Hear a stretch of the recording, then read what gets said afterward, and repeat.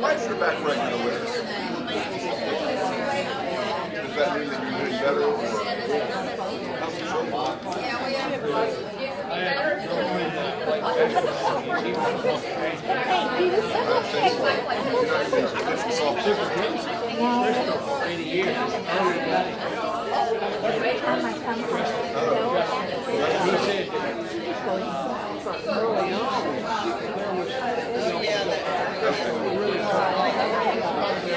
Good morning. Yeah, okay, good morning, everyone. I'm glad you're having a good time visiting.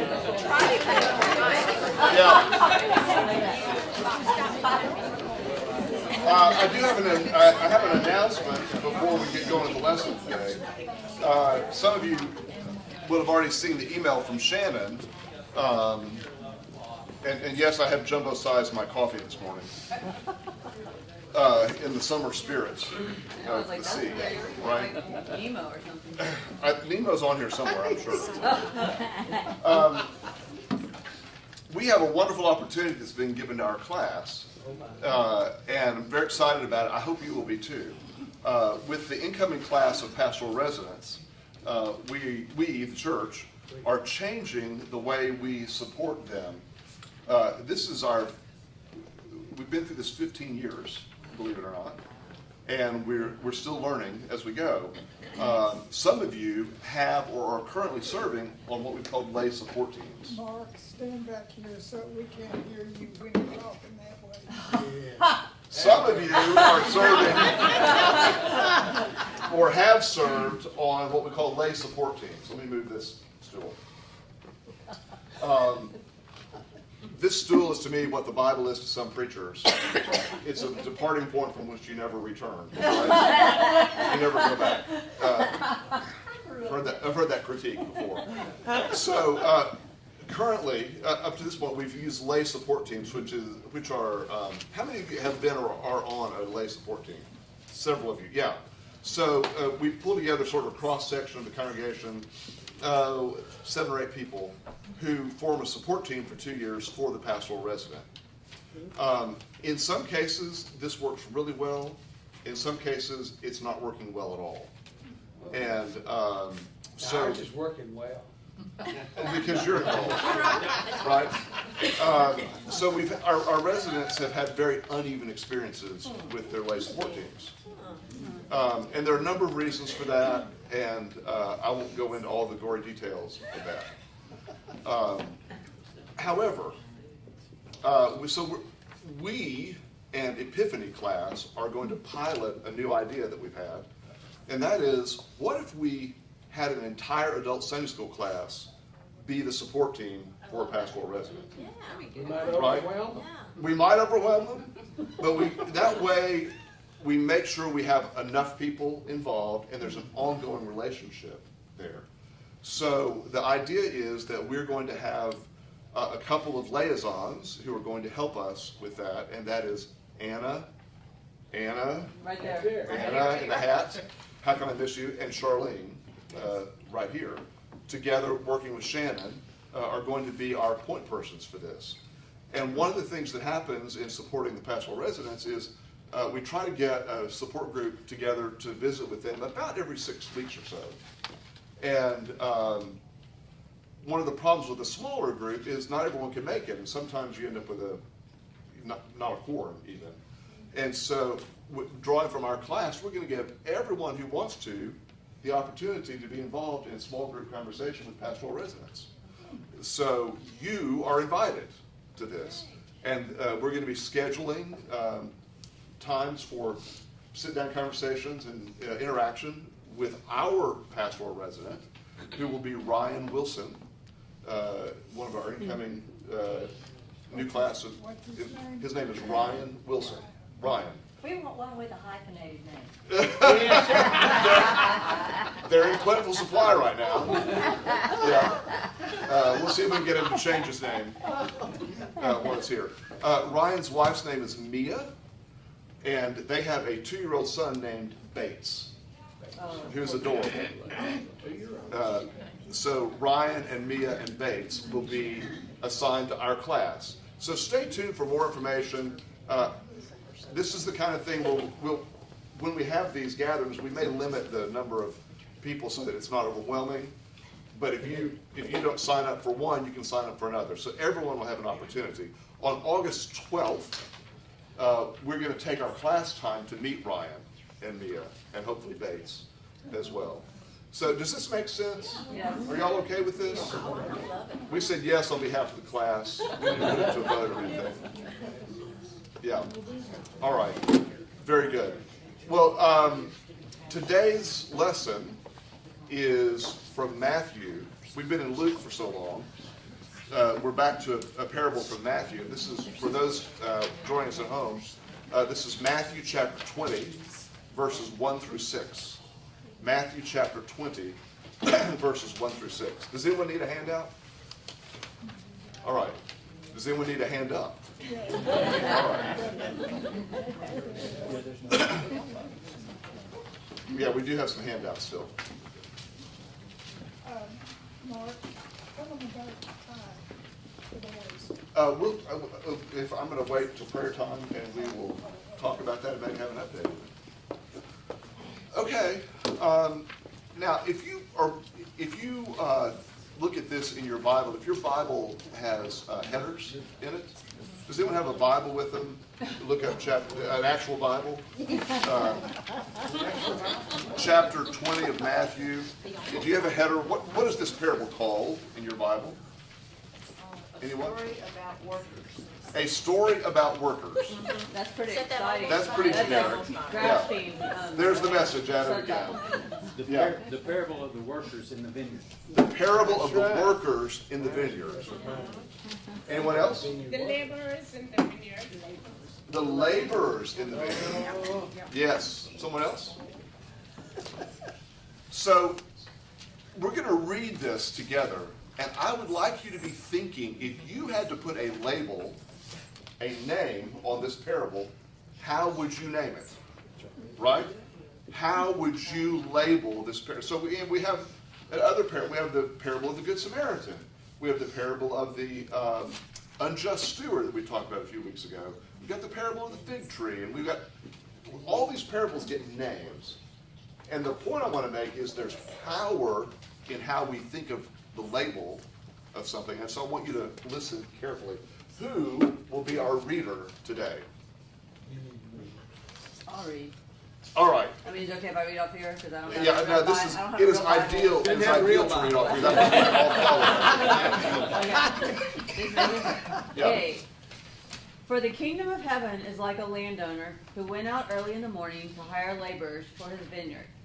After agreeing with the laborers for the usual daily wage, he sent them into the vineyard. When he went out about 9 o'clock, he saw others standing idle in the marketplace, and he said to them, "You also go into the vineyard, and I will pay you whatever is right." So they went. When he went out again about noon, and about 3 o'clock, he did the same. And about 5 o'clock he went out and found others standing around, and he said to them, "Why are you standing here idle all day?" They said to him, "Because no one has hired us." He said to them, "You also go into the vineyard." When evening came, the owner of the vineyard said to his manager, "Call the laborers and give them their pay, beginning with the last and then going to the first."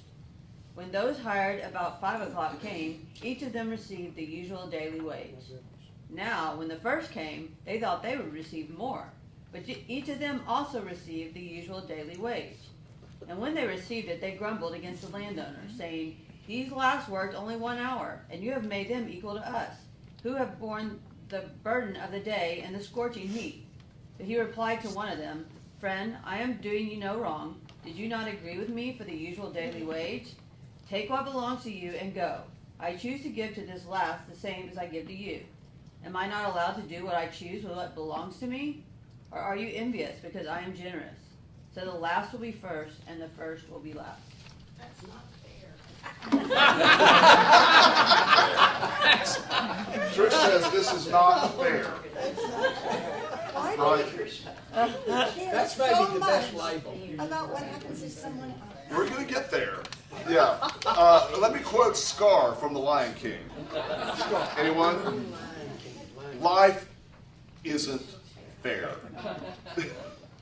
Yeah, okay, Scar. The next day, nobody showed up to work till 5 o'clock. Okay, we want to talk about that as a possibility, right? So, what name would you give this parable? The disgruntled workers. The parable of the disgruntled workers. Maybe equal grace. The parable of equal grace. Failing to negotiate. The parable of unfair. Mark, the first of the workers, they failed to negotiate. The others never got a chance to negotiate. They got something and icing on the cake. But the first set agreed, so they should have negotiated with the man before. The parable of a negotiating a wage. Well, none of them had the opportunity to The negotiate. first was set now. No, it said they did. They agreed to the daily wage. Yeah. They all agreed to come in. No, the only The one- parable of the first labor union. It's the generous boss. I see the parable of the generous boss. Okay, do you see? Every one of these titles spins the story just a little bit differently. Just a little bit different, depending on how you label it. And this is a parable that can be infuriating to you regardless of your perspective. Yes. Right? So think about, you might be tempted to read this parable and say, well, this is a parable that Jesus is teaching, treating all people fairly. Until you think from the perspective of the people who worked in the vineyard all day, and they don't feel like they were treated He fairly. wasn't treating all people fairly. He was treating all people kindly. Okay, so Linda says he was treating all people kindly. So why is it not fair, Trish? Well, I mean, it just doesn't make any sense. You get what you earn, and if you don't earn it, you don't get it. And to me, when he does that, he's sowing dissent Oh, Jesus Among is a his- troublemaker. among his workers. So you're saying that you hate the people who make a deathbed confession and go to heaven? So Linda's jumped way ahead. Yeah, like I said, she didn't ever skip it. Zoom, we're way over here. That's an interesting point. I'm going to put that in your psyche, because one of the levels of interpretation of this parable is about those who enter the kingdom of heaven, right? And how about the deathbed confession? Right? So here you are, you've lived a righteous life from the time of your baptism at 9 until your death at 90, right? And someone makes a last minute confession and both of you end up in heaven. That's not fair. That's right.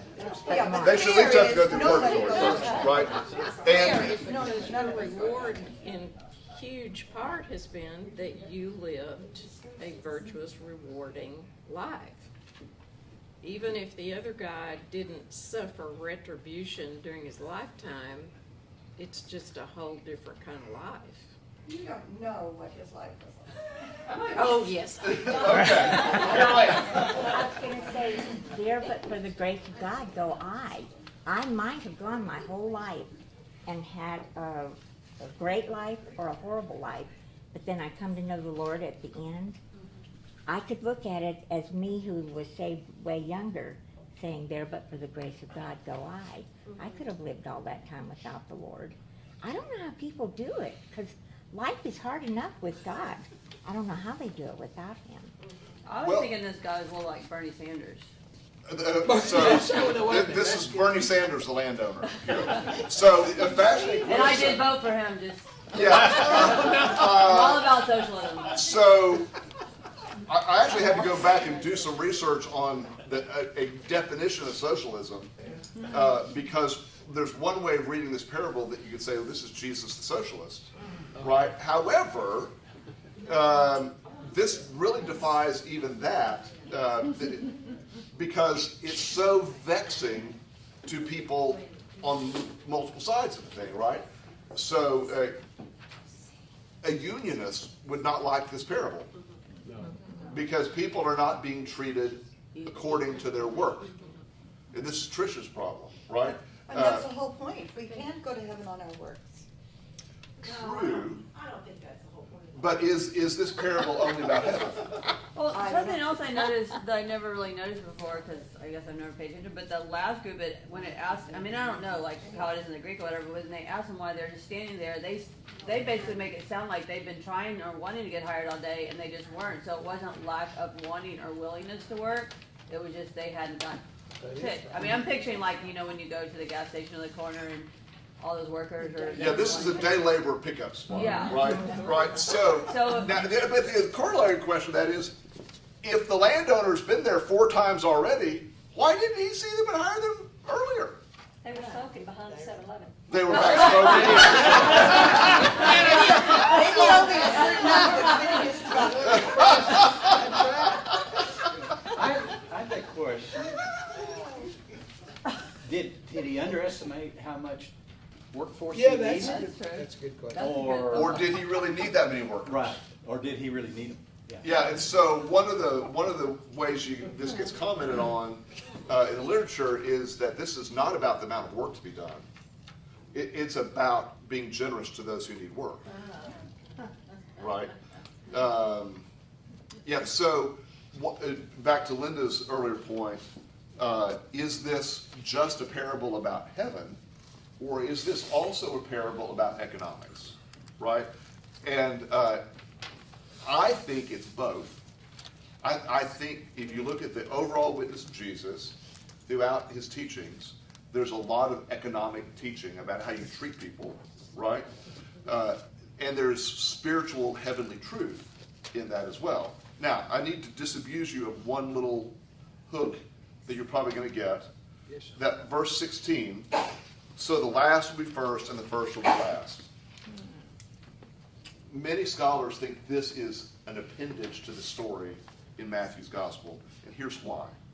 That same line appears in all the gospels in different places with different stories, right? And it doesn't make a lot of sense here because it contradicts the very parable Jesus just taught, And right? It's interesting that that's the last line of 19, or a very similar line. Right. But many who are first will be last, and many who are last will be first. So it seems like Matthew, or someone helping Matthew, is trying to weave a bit of a theme through there to collect these stories. So all that to say, I think it is true that Jesus says the last will be first and the first will be last. I'm not sure he said it here. And it doesn't help us with this parable. So it's not the moral of the story. So I would lop it off.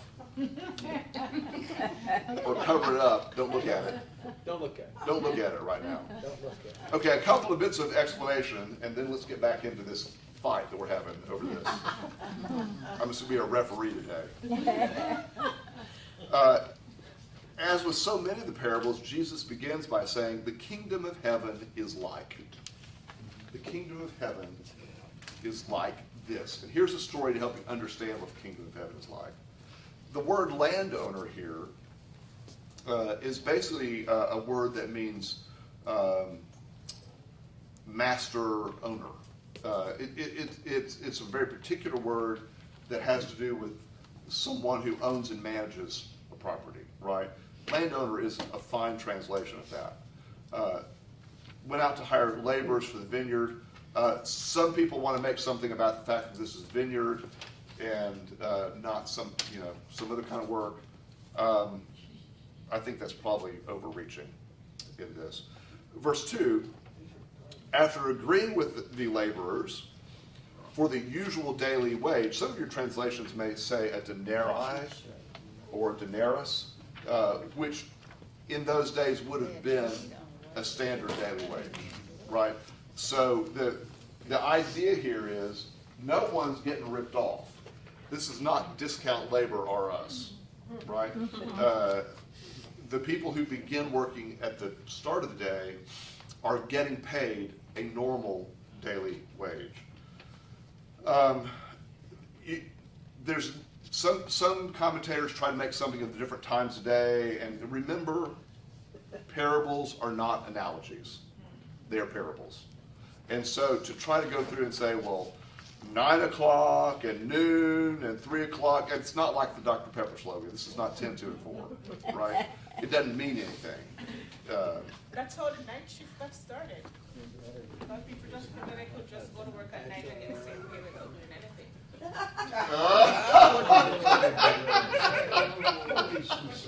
Darrell said that's how the night shift got started. People thought they could go to work at night and not do anything. You used to work at night, didn't you? Yes, yeah, spoken by a night worker. Yeah. Verse 6, as was already noted, he goes back at 5 o'clock and says, why are you standing here idle all day?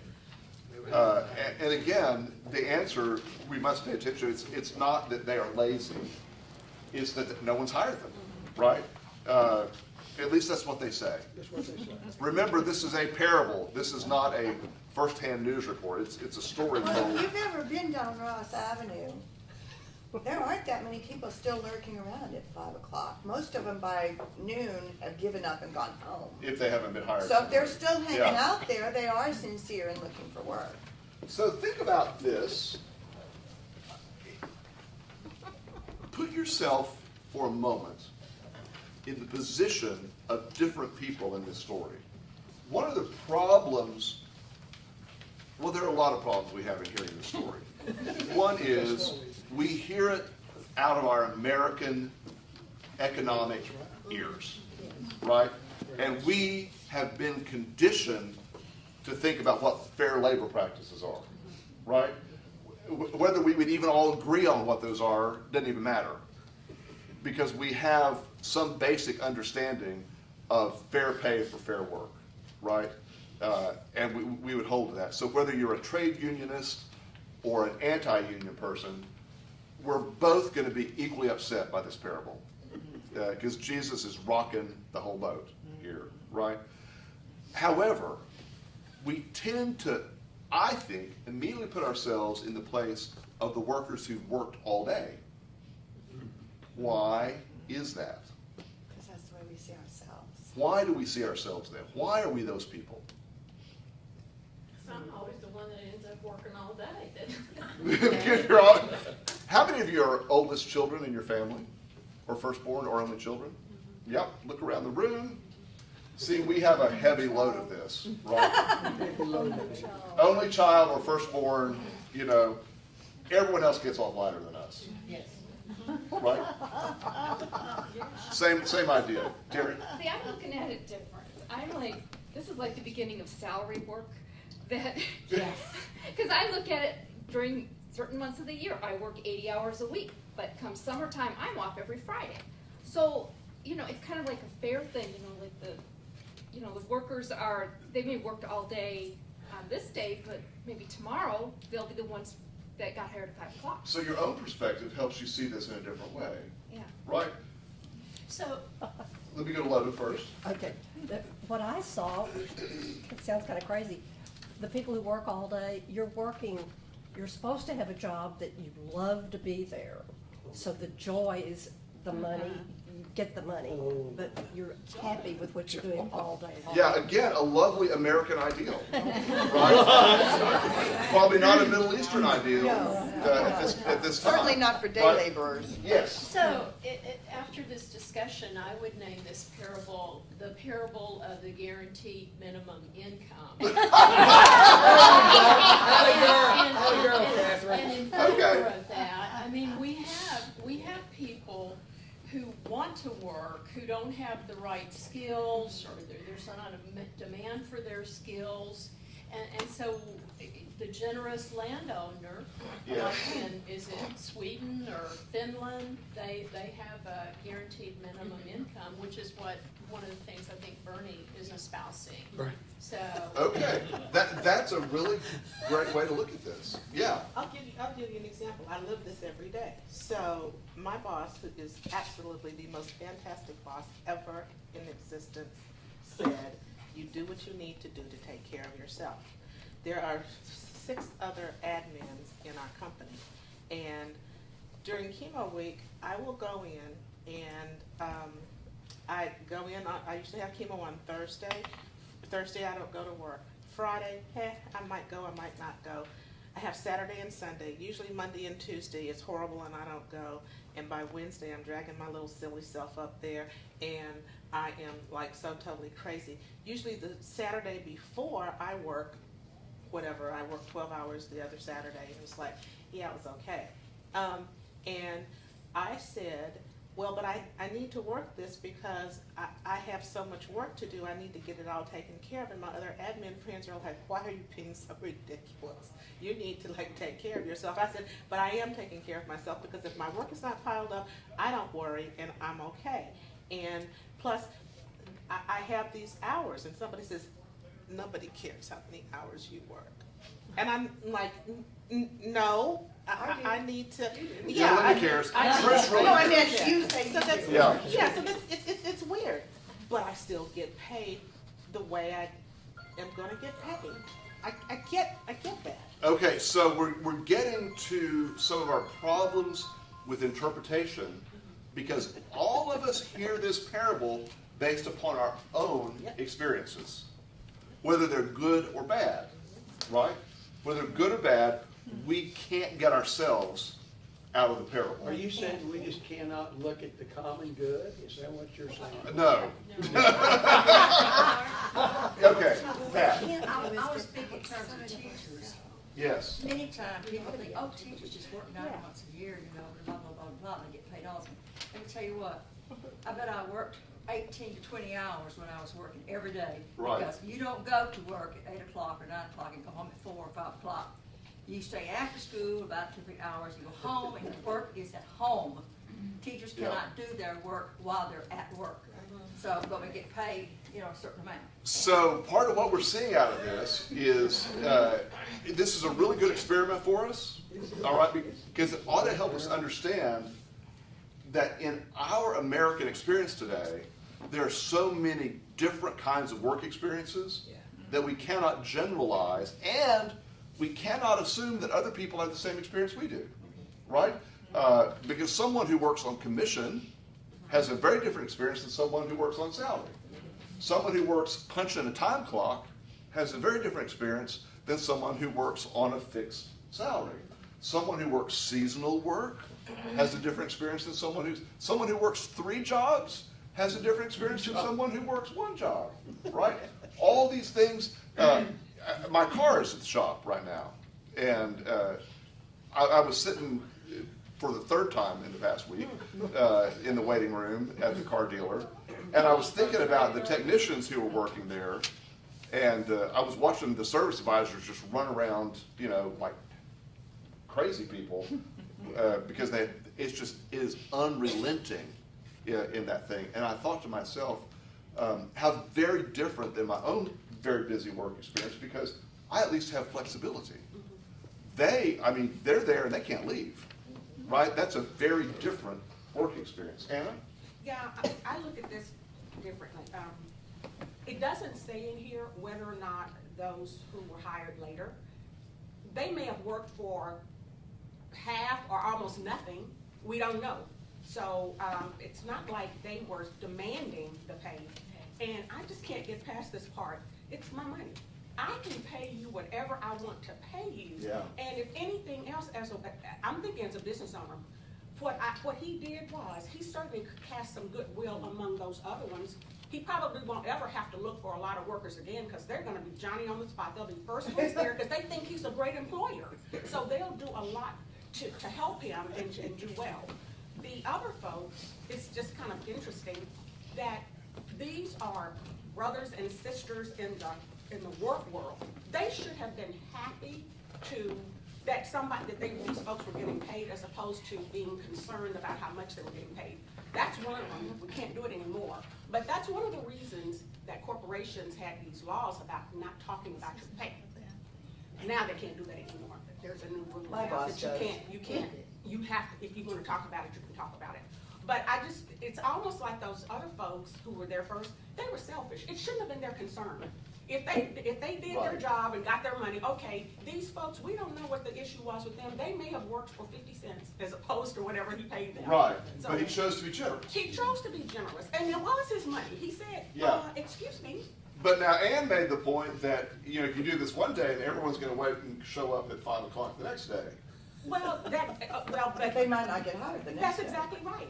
That, Yeah. I don't know. But they may not feel that. Okay. So my take on this. Help us. The first group were contracted for a set amount of money. Yes, they were. The others that came later went to work on faith because they were promised nothing. That's right. They were happy to have a job. They were happy to have a job. Dan? I don't mind what the other guys are making, but my mansion better be bigger than theirs. Now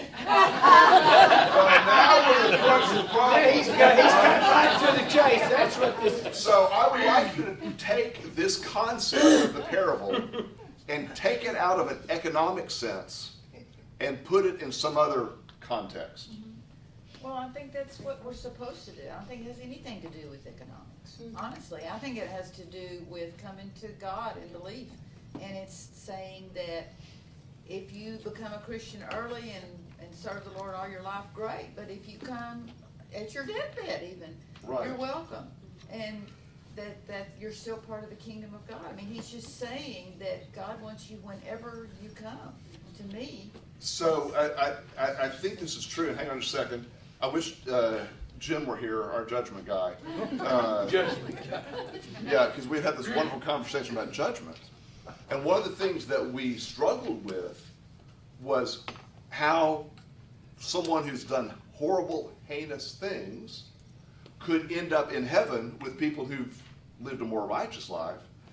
And this gets to the very thing. Think about the audience Jesus is speaking to who come out of Judaism, and now Jesus is saying there are people who have not followed the Judaic law who are going to be welcomed by God into heaven, and they're saying, why have I done all this stuff for all these years? Right, Charlie? I'm impressed that the landowner keeps looking for the workers. So to get to the heaven metaphor out of this, right? This is the seeking love of God, always, always looking to bring people into the fold. And on a spiritual sense, we sort of like this. He's looking for us before we look to him. We can sort of get to the spiritual side of this much better than we can get to the earthly side of this parable. And one of the questions we've got to ask, is Jesus trying to help us think about something more than heaven in this, right? Before we get into that, let's go back just for a moment, because this idea of God's grace and eternity extending to people with equal favor but unequal merit still can trip us up a bit, right? Anyone struggling with that? yeah, it's still the way we're supposed to be, whether we like it or not. Yeah. But then I always remember that I haven't earned it either. So, good point. I always Yeah, remember unlike the that- laborers. Yeah, fair is none of us go to heaven. Fair is we all pay for the way we have disobeyed. Unfair is we're welcomed into heaven in spite of the way we have behaved. Yeah. Susan? I'm just curious about the use when the landowner, it says in verse 13, he replied to one of them, friend. Oh, lovely question. I am doing you no Thank you for asking that. Instead of a So there are multiple places in the New Testament, in the Gospels, where Jesus tells a parable and this word friend is used. And we read that in English as sort of a kind thing, right? That's not the intent of that word. It's actually a bit of a put down, right? It's actually an ironic use of the word friend, right?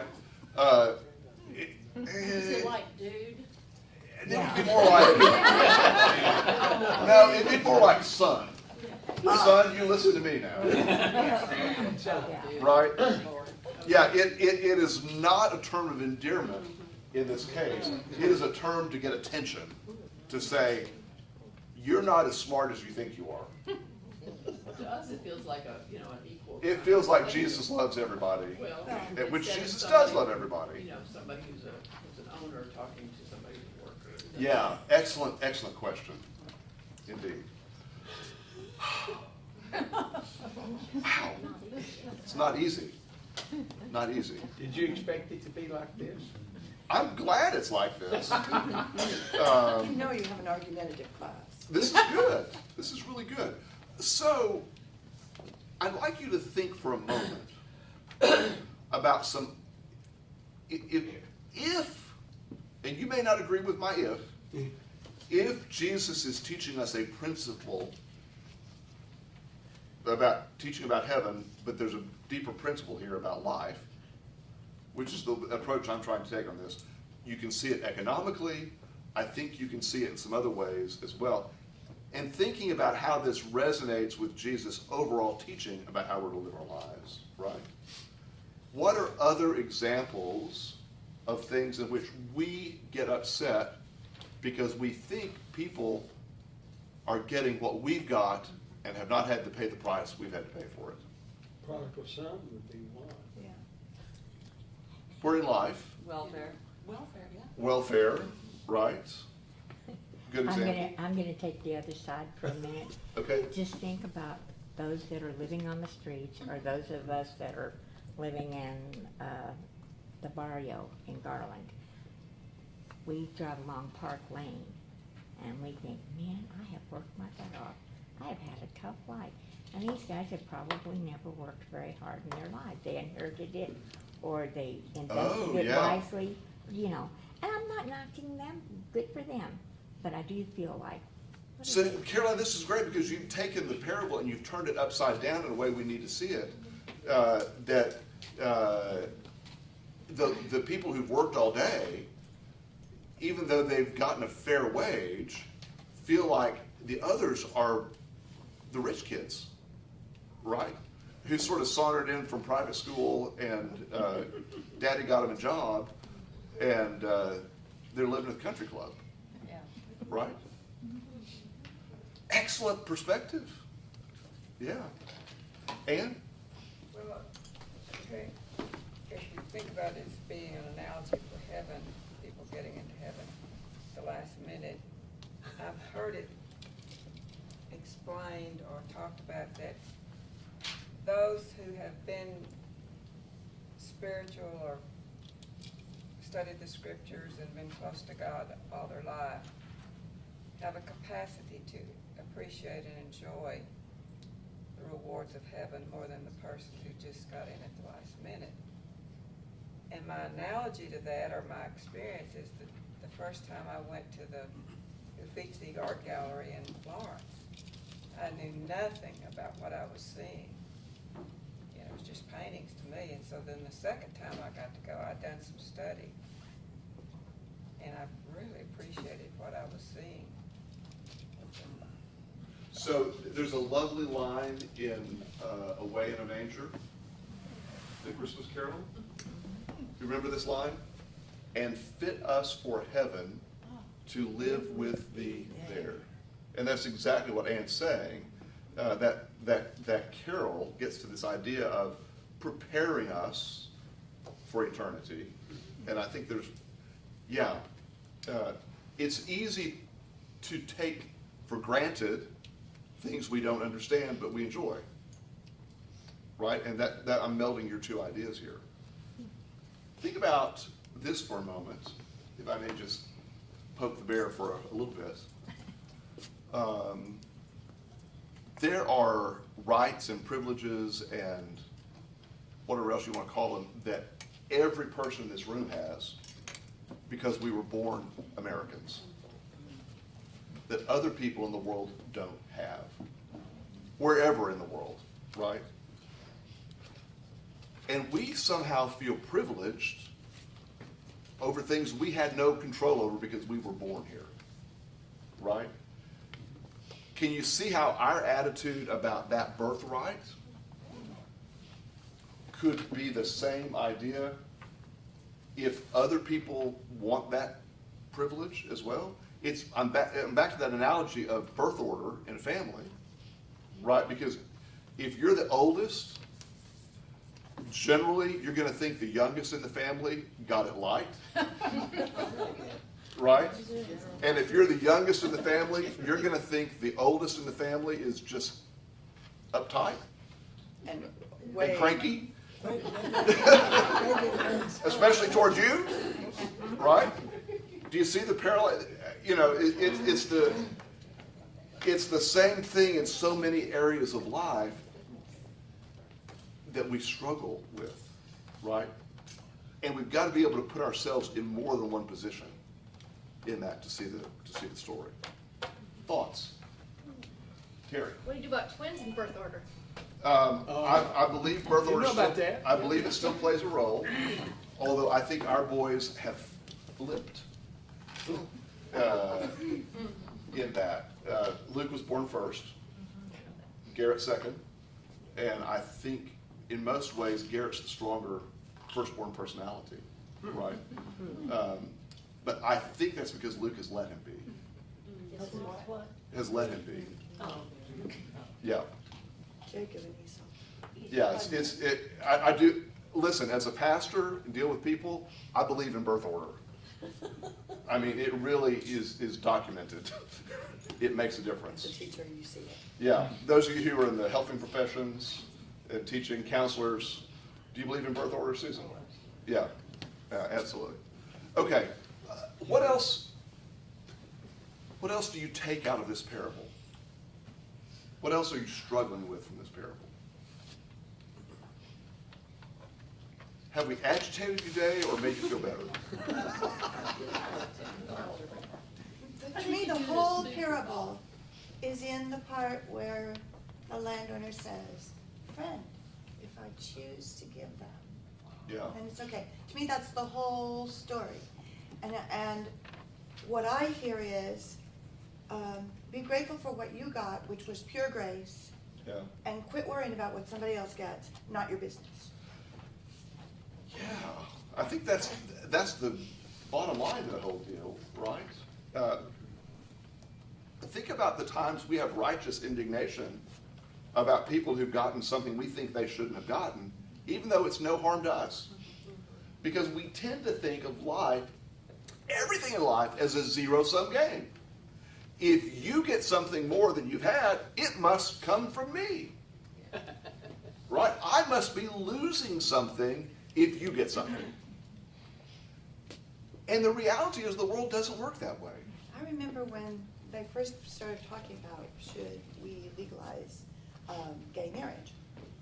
And I said to a woman, and she just about shooting her face on me, but I said, how does it hurt you? How does it hurt your marriage? Right? I've heard that argument. If right? these guys get married, how does that take anything away from you? Yeah. Donna? Wasn't Matthew written primarily to the Jewish hearers? I believe that's correct. Okay. I thought about that. What I was thinking about this is Jesus preparing the listeners for that time when the Gentiles, us folks, would be the 5 o'clock workers that get there at the very end? Yeah. And he says, come on in. Yes. Part of the kingdom too. Yes, absolutely. There's no way to read this parable and not see that, I think. Yeah, did y'all get that? Yeah. Oh, Pat, yes, sorry. Oh, it's okay, I'm just behind your back, so we got. I'm moving. Oh, okay. It's kind of scary to read this thing. Am I not allowed to do what I choose with what belongs to me? Because we belong to God. So God, He's allowed to do what He wants to with us. Yeah. And that's a little bit scary. to think about that. So, and I think if you want to see God as the landowner, the owner in this situation, it's a portrait of a generous God, right? And again, we tend to think that if someone else gets something, it must take something away from me. And if you really believe in the generosity of God, and as the Psalms say, that God owns the cattle on 1,000 hills, and God has infinite resources, then it should not be any skin off your nose if God helps someone else, right? But we tend to think of it, again, as pie. If you get a piece of pie, I'm going to not have as much pie. But life isn't pie, right? It's more like an endless supply of ice cream. It's like, maybe we should YouTube this for some of the folks out there in this world who feel that these families who are traveling thousands of miles on foot to come here with their children to have a better way of life, that they shouldn't be here. Right. Because they're gonna take something away from them, something away from me personally to give to them. I'm gonna have less because someone else is coming in. That's another thing that I see in this. Yeah, I think that's a fair reading of this, right? Now, let me go back to where we started. If you had to give a label to this parable, what would you call it now? Don't use day labor for Jesus. Don't do day labor for Jesus.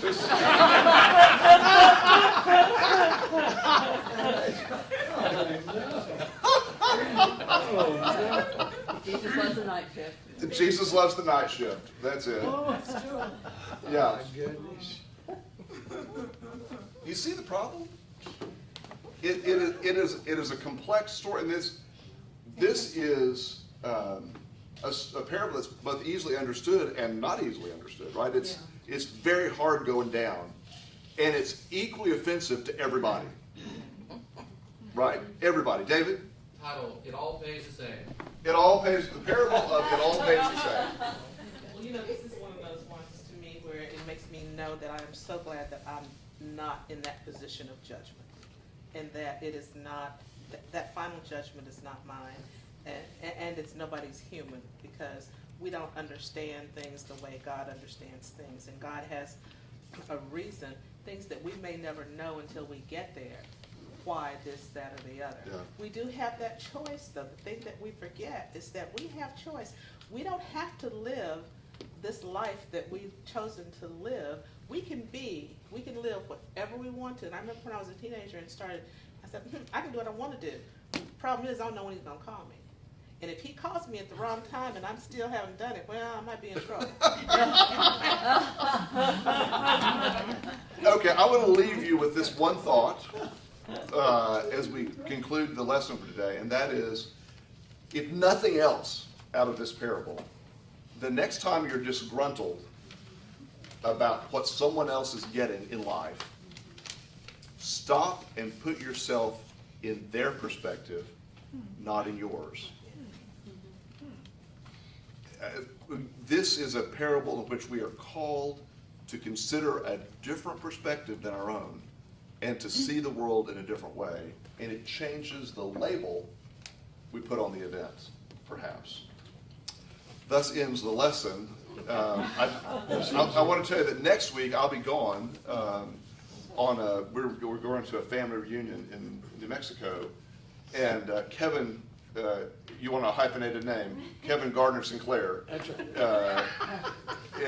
is going to be teaching next week, and he'll pick up the next parable in the order, and I've given him 2 doozies. Is he bringing his guitar?